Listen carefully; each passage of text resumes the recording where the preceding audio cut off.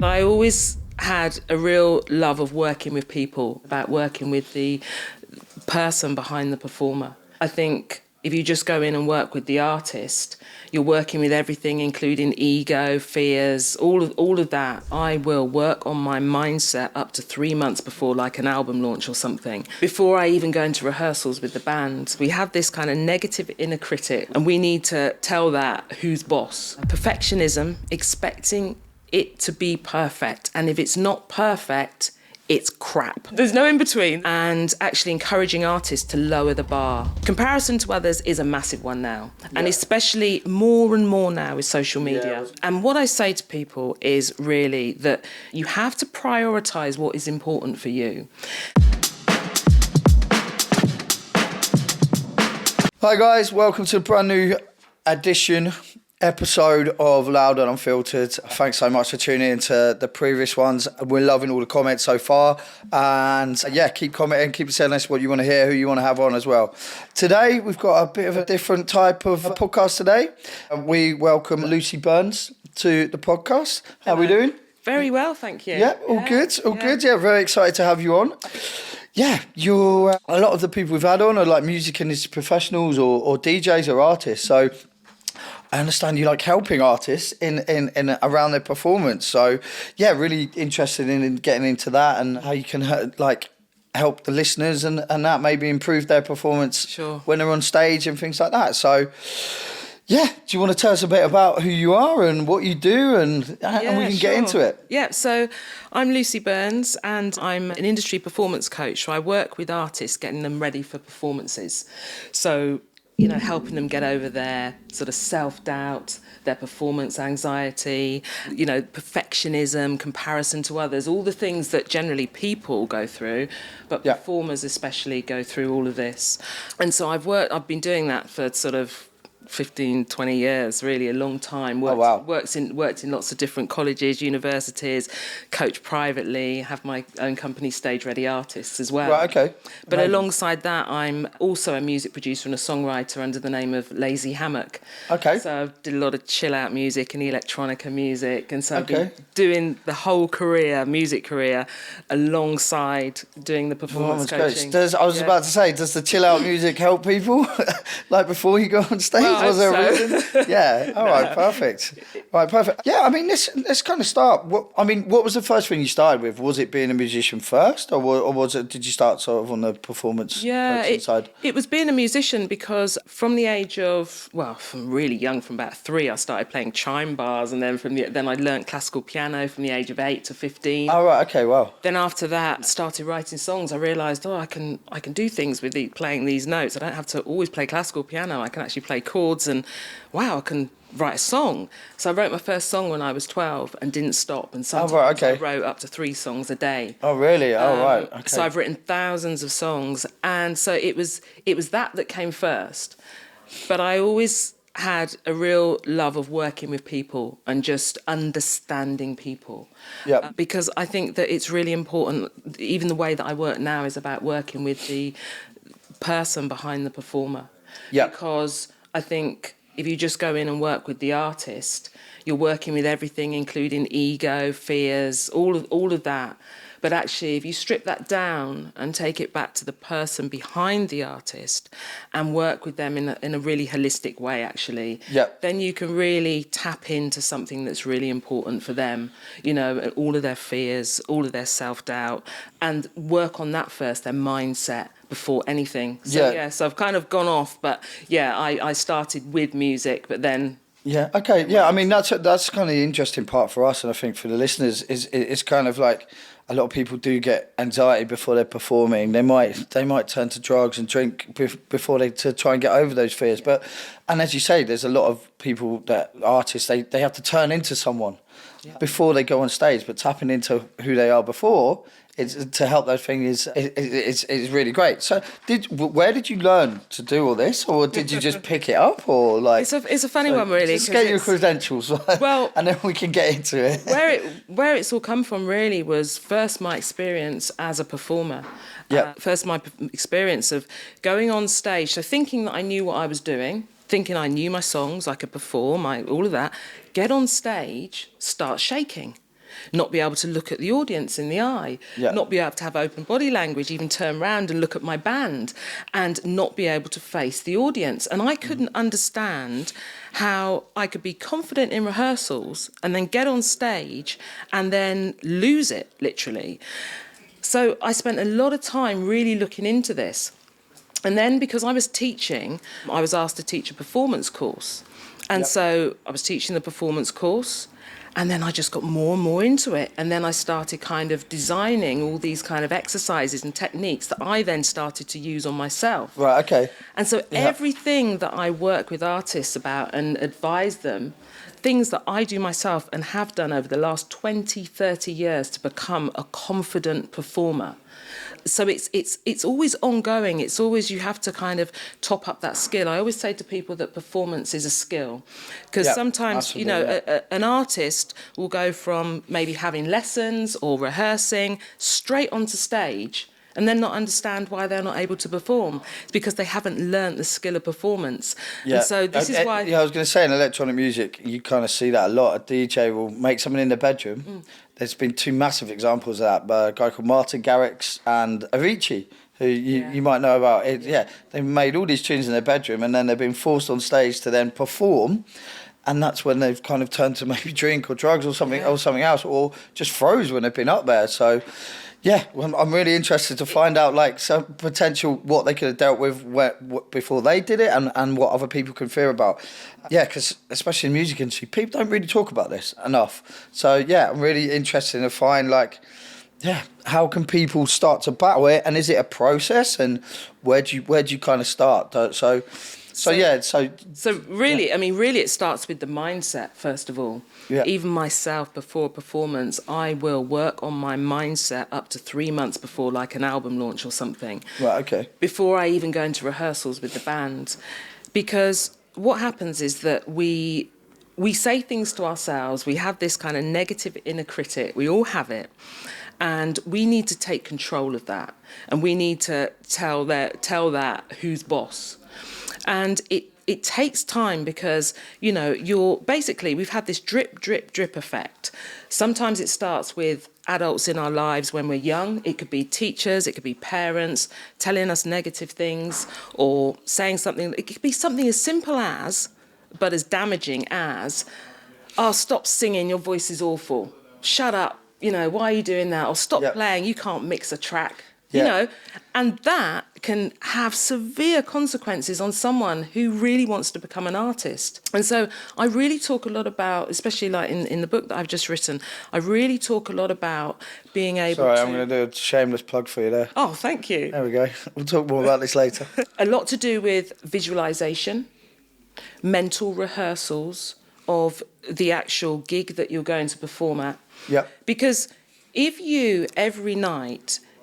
imagine the show that you're going to be doing and you being there and feeling that energy, feeling yourself connecting with the audience, feeling what it's like to, you know, get on that stage and enjoy it. Because what we usually do is we do this anyway. We do mental rehearsals, but we do mental rehearsals that are actually quite negative based. Yeah, you're like more scared of like. So you think about the worst thing that could happen type thing. Yeah, it's going to be really bad. No one's going to like me. Everyone's going to be looking at me. I can't look at the audience. I'm going to forget my lines. And what we need to do is we need to counteract that, and we need to actually turn that round to something else. I've got this thing called sushi thoughts, which is if you imagine kind of going into a sushi restaurant, you've got the conveyor belt going around all these lovely dishes, but you only choose the ones that you want.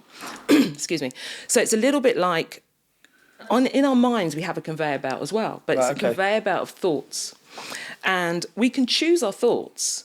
And what we tend to do is pick the most negative ones and we kind of ruminate on those, rather than actually picking out things that are going to help us, going to make us feel more confident. Yeah.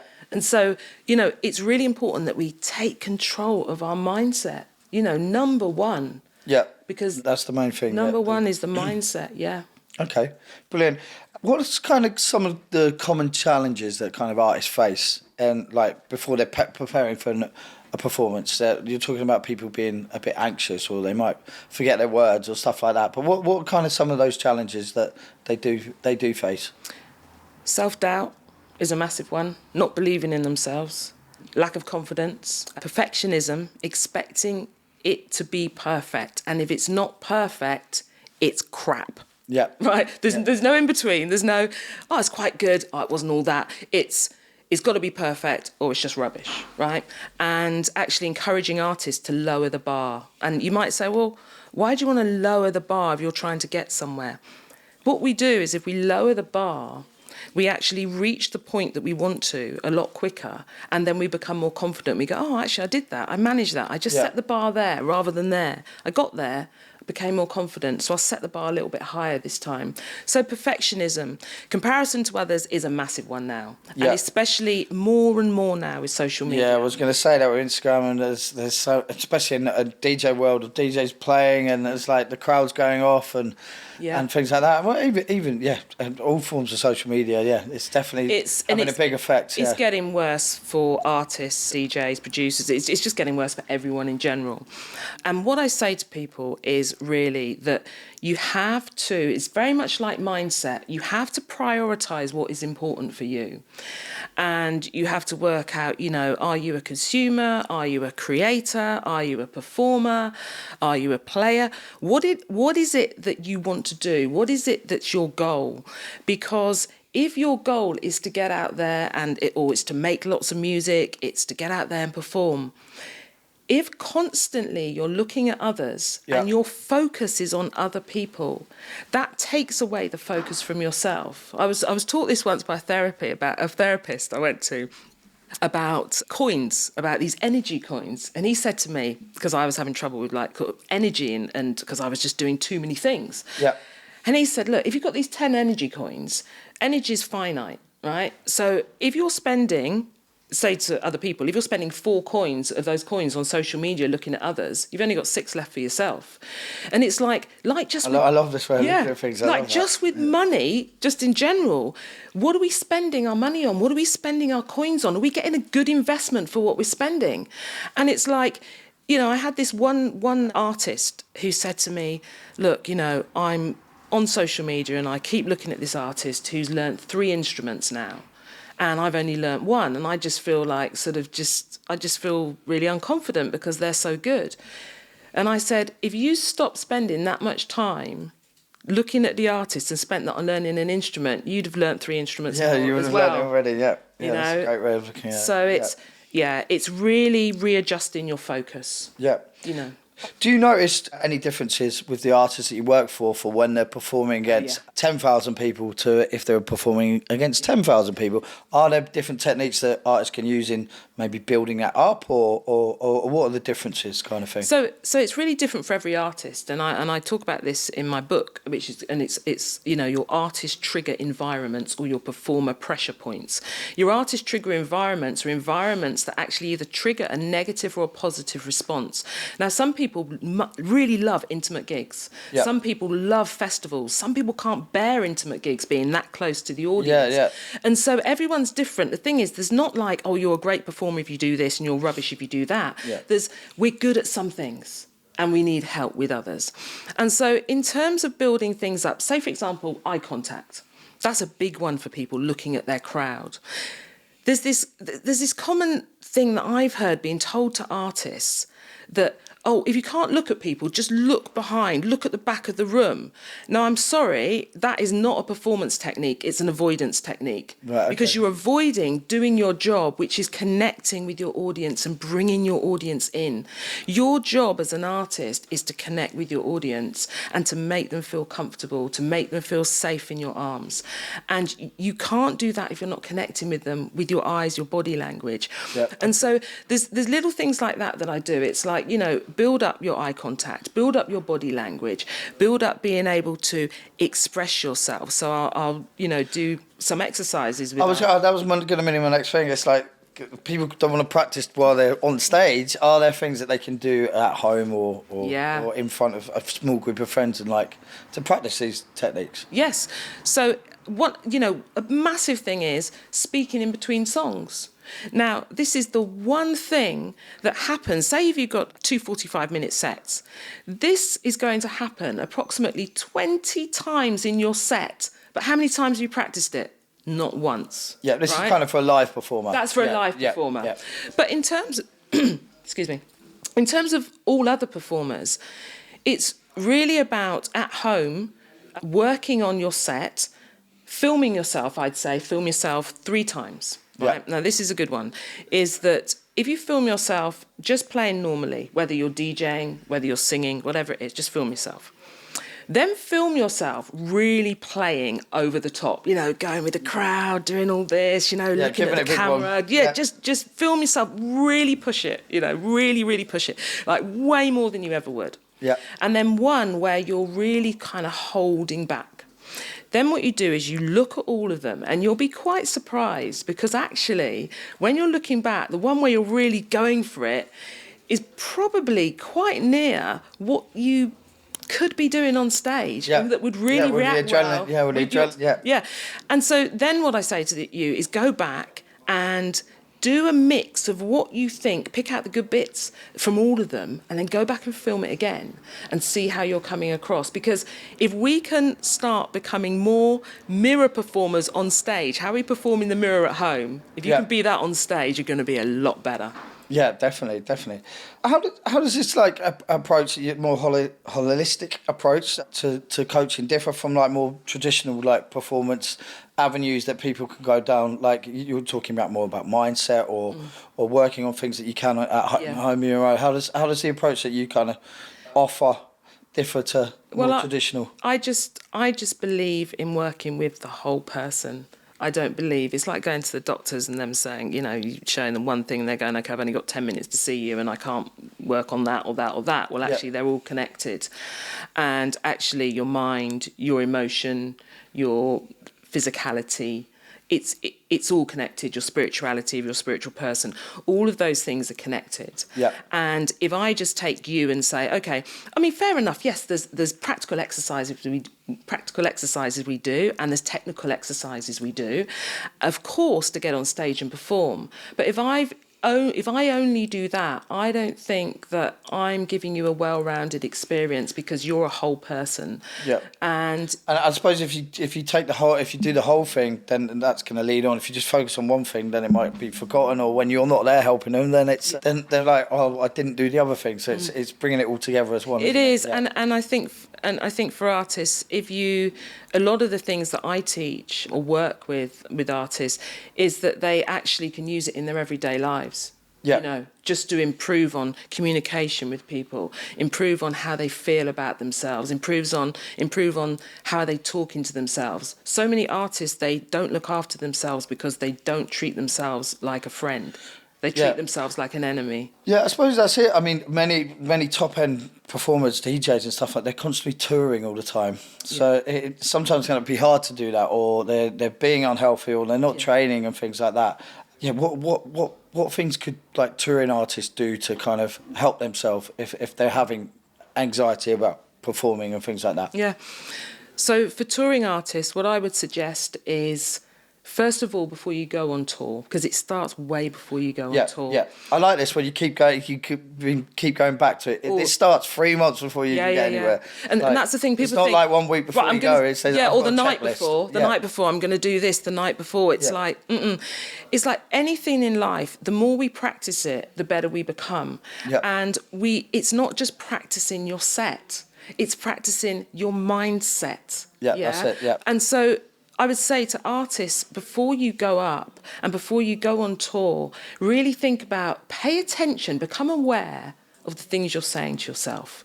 When we're in those quiet moments by ourselves and the brain goes off, the mind goes off, and we start saying all these things, we have to catch ourselves. We have to take responsibility for what we are saying to ourselves, because that builds the picture to our subconscious of who we become.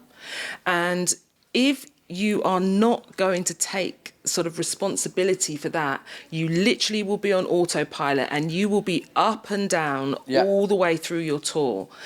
And it's, it's hard. It's really hard because really as artists, touring artists, whether you're a DJ, whether you're a singer, whatever it is, it's like I like to say, have some sort of balance, right?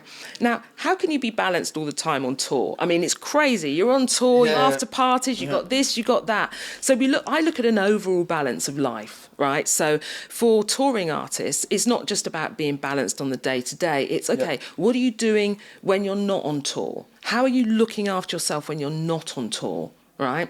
It's not just when you're on tour. Are you, eating well? Are you kind of, I don't know, just exercising just doing things, practicing mindfulness and maybe meditation or something like that, whatever which makes you can feel do, and good. then it's kind of what I'm getting from this is kind of creating those routines before you maybe go onto stage. So it's like when you're on there, it just feels very natural, or you're in that mindset that it doesn't makes you feel anxiety or things like that. It's kind of like practicing those, but doing those over a long time period, and then it feels natural type thing. I mean, I always say to artists, I have this other thing in my book called Adopt a Baby Mentality, which sounds a bit weird. Right, okay. But if you think about it, a baby like learning to walk, sort of toddling across the room, they fall over loads and loads and loads, and they never focus on the fall. They only focus on the goal, where they're going, right? As adults, what we do is we focus on the fall. And we don't focus on the goal. We keep being distracted. So I say develop a baby mentality. Keep focused on what the goal is. Stop focusing on the fall, how I did wrong, it was also wrong. Well, get back up again and go again. Yeah. Just get up, go again. That's it. Don't focus on it. Yeah, I like that. Have you got any sort of kind of examples of like people that you work with? You don't have to mention any names or anything like that, but just like examples where, I don't know, they maybe had chronic anxiety or they were finding it hard to perform, or there was a certain part of their performance they weren't happy with, and how you kind of helped them or anything like maybe something extreme or something like that, or just something really simple. Yeah. I've had artists. I've had one particular artist who, because I taught at a university. I used to do a lot of master classes for a music university, and lots of the performers were petrified of getting on stage. But there was this one in particular who was so talented, amazing singer-songwriter, just amazing. And she found it really, really hard to get up in front of an audience. She just couldn't do it. She just couldn't play in front of an audience. So I said to her, come on, let's just go and have a jam. Right, me and you, we just go and have a jam. Right, let's get in the room. I'll get on the drums or on the keyboard or whatever. You get on that. Yeah, I suppose I love that because you're a musician as well. Yeah, so you can do stuff with I love it. Yeah. And all these things, it's like sometimes we take it all so seriously, we lose the fun out of music. And it's like sometimes just go and have a jam, just get in that vibe. Because the problem is when we get so serious and we go on stage, it all becomes very robotic and serious. And what we need to do is loosen up. Your crowd you give your permission to the crowd to loosen up when you loosen up. Yeah. Yeah. So this particular young woman, we went in and we just had a jam session. I filmed some of it and I was really encouraging her. We were having fun. I was like, yeah, that sounds brilliant. Right, put that in now. Let's do it. It was just great. And then afterwards, like she said, she just felt great from it. And I'm saying, how often do you do that? She says, I never really jam. And I'm like, you need to do that more often. Anyway, I was told by her other tutor that the week afterwards, she just went into the performance class and she performed for the first time in front of everyone. Oh, wow, amazing. Yeah. So she got into that zone and stuff like that. She got into that and I gave her a few performance techniques and she started enjoying it. And what we also have to remember as artists, DJs, whatever, is that when you're on stage, it's not about you anymore. It's about the audience. Now, the thing is artists go on stage, me, ego-driven, me, it's all about me, I'm so nervous, it's all about me, it's not about you anymore, it's about you in rehearsal. It's about your audience now. For the audience, it's about you. But for you, it's about the audience. Yeah, I love that. It's brilliant. Yeah, I mean, some amazing insight into that. Yeah, I mean, I'm not even an artist or DJ, but even just helping the artists that we work with. What I was going to ask is, there's in electronic music probably, well, I suppose in music in general, there's a lot of people we spoke earlier just who maybe might take drugs or drink to get over that. Have you worked with any people that have maybe done that, and how you've helped to maybe get away from that, and how they a lot of it comes down to being anxious and things like that. Is there any techniques that potentially people could use to... Well, they don't have to rely on that, basically. So it was a major problem within our industry. It's a major problem, and it's no point sort of, just pretending it's not happening, which is why in the book I write a chapter on, sort of your relationship with alcohol. And right, okay. Oh, there's a chapter in the book, by the way. Yeah, there's a chapter in the book about it. So this is the book again. Here you go. Have a good look. The art of live performance unlocked. There we go. Thank you. It's a big problem. So I haven't directly worked with someone about an alcohol or drug problem. Yeah.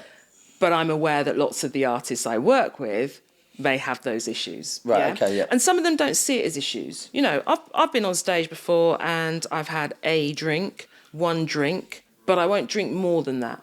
Because for me, that's just because I might like to taste that drink and, having a drink with someone before I go on stage. Yep. Usually I try not to have any drink. Now, that's not because I'm a goody two-shoes or anything like that, believe me. It's because of what I've learned, what I've discovered, which is that as performers and artists, your confidence isn't going to get less by drinking. Your confidence isn't going to increase by drinking. Yeah. What's going to happen is you're actually going to develop more self-doubt, because once you're off the high of the drink or the drugs, the low is a lot lower than it would be if you just go on stage normally. Now, the only way you can face an audience if you've got performance anxiety is to do the work that you need to do, which is your performance techniques that I've got all in the book. We can't go through them all now, but it's performance techniques. And to actually go up there and do it and face it with the fear, right? Because what we do is we worry about feeling anxious before a gig. We go, I feel really anxious, got to have a drink, got to take some drugs or whatever. Anxiety is part of it sometimes. Feeling a little bit nervous is part of it. I think that's part of the buzz, isn't it? If people didn't feel nervous, maybe on their biggest gig ever, then you think, like, is it really your biggest gig ever type thing? Yeah, so, I mean, the thing is, it's like nerves thing, and excitement, they trigger off the same things in your body. Yeah. And, back in the day, what we did was we would see a lion and all these triggers would go off in our bodies. And the same triggers go off now, but we see an audience. And so we have to actually kind of just say to ourselves, give ourselves a talking to about, this is an audience I'm facing. It's not a lion, even though it might feel like it. So for me, I still get nervous before some gigs, but what I do is I let my nerves get on with their job, which is trying to protect me from unfamiliar scenarios. I let them get on with their job because they think they're looking after me. Great. And do you know what? I get on with my job, but I don't let my nerves stop me from going out there and getting on with my job, which is performing for my audience. So it's about being able to look at it in a different way, sort of reframe things. Yeah, and you explain a lot of this in the book. We're going to move on to the book now because we've mentioned it a few times. Yeah, as I mentioned, the book is called The Art of Live Performance Unlocked. And yeah, do you want to just talk us through it a little bit? Like, what is it about really? And what does it kind of go through and what can people learn from it really? I know you've mentioned a few things already, but I just wanted to get into it a little bit more. There's a lot in there because what I tried to do is collate everything from 25, 30 years of experience of being an artist and of being a performance coach and a musician's coach.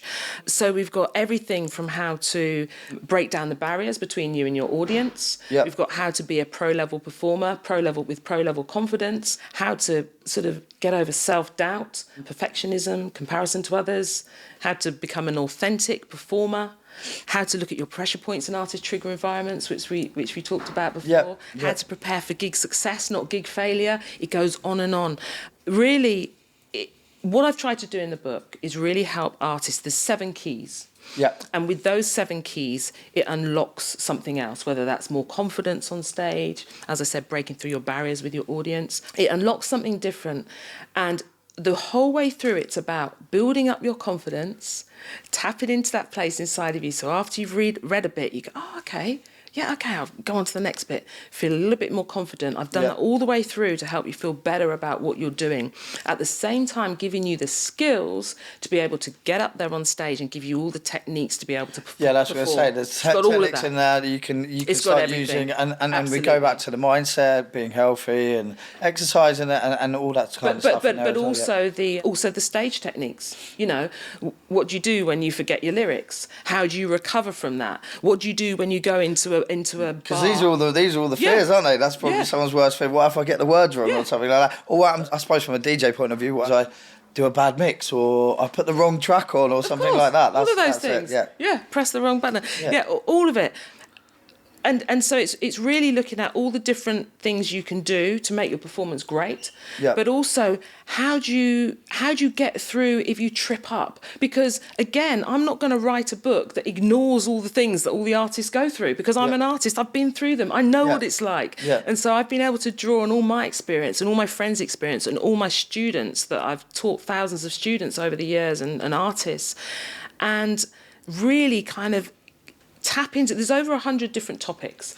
Right, okay. Oh wow! What's good about it is that how you've crammed it all into that, I do not know. I know. But I'm going to ask you about how the process of how you actually read it in a minute. But carry on with that. So there's over 100 topics, and people can dive in wherever they want in the book. So say, for example, they've got a gig and they're like, oh, I just need to know this or I just need to know that. It's like you can literally go in there, read the page. Find the chapter you want. Find a chapter, find a page. I'll be doing an audio book soon as well. So it's out on paperback and ebook at the moment, but an audio book will be coming soon. Yeah. So it covers a lot.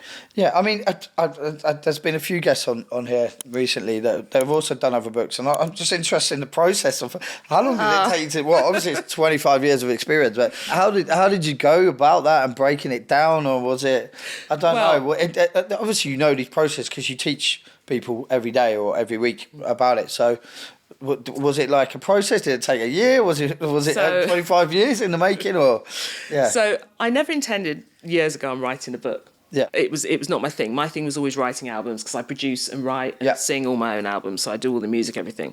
I used a lot of techniques that I used to write an album, to write a book. So I knew when things were getting harder, or I knew when a block would come, and I'd be like, oh, okay, I experienced that when I was writing an album. I know this. So, you know, obviously the more time you do something that you feel uncomfortable with, then you recognise it and go, I know, I can get through that. Yeah.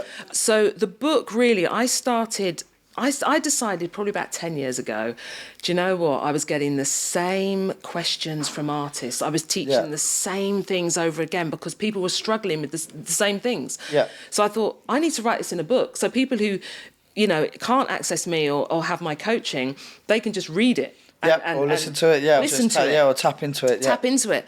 And so what I started doing was, in my sessions, I started taking notes, and I started coming up with all these different techniques, and they'd work with artists. So then I'd go home and write them down, or I'd put them in my computer.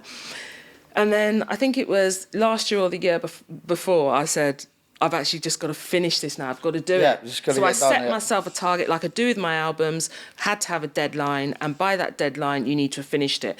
Well, what did I know? That actually, for me, it was a lot harder writing a book than it was an album. I've already written a book before. It was a personal development book, 15 Steps to Lasting Happiness, but it was a lot shorter. This is like, you know, proper book, 250 pages. Yeah, this is a proper book, yeah. And amazing. It took a lot of work, but you know, like anything, if you are determined to do it, you set your goal, you move your steps towards it. Every day I'd put on a timer. If I didn't want to do it, some days I didn't want to do it, I'd do an hour or 2 hours. Amazing. Because this was just about to ask you, like, how did you go about doing that? Or like, like through motivation and things, how do you kind of motivate yourself to do that? Or even as an artist performing, how do they motivate themselves to, like, I need to improve here, I need to do that? Like, do you talk about motivation and things like that within the book as well? Yeah, it's a hard one with the motivation, because you have to motivate yourself, and this isn't always easy, because if you're not feeling great in yourself, how do you motivate yourself? You have to, like I was saying before about the awareness, you have to become aware of how you operate as as a person or as an artist.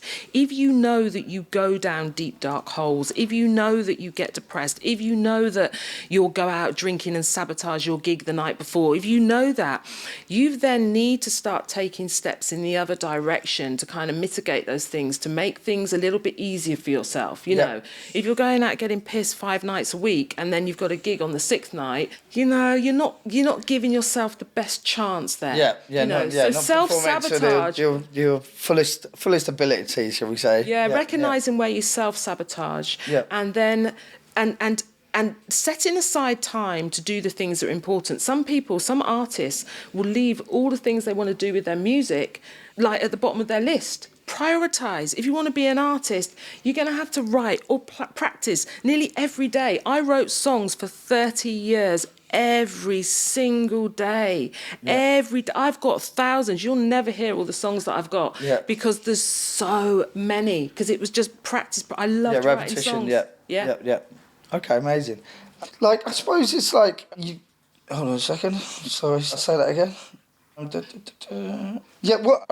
Just kind of touching on, like, what do you believe is, like, kind of, what would say your main 3 points about if an artist is having problems within performing? What would be those 3 main things? Well, I know we've touched on loads of different ones, but I'm going to kind of leave the audience a little bit with, like, what would be those 3 main things? One, obviously, go and buy this book because it's going to help you a lot. It really will. Yeah, but what are those kind of big 3 main things? Okay. Yeah. Prepare your mindset way in advance. We've mentioned this loads of times today, but I can't stress it enough. Prepare your mindset in advance. Speak kindly to yourself. You know, don't treat yourself like an enemy.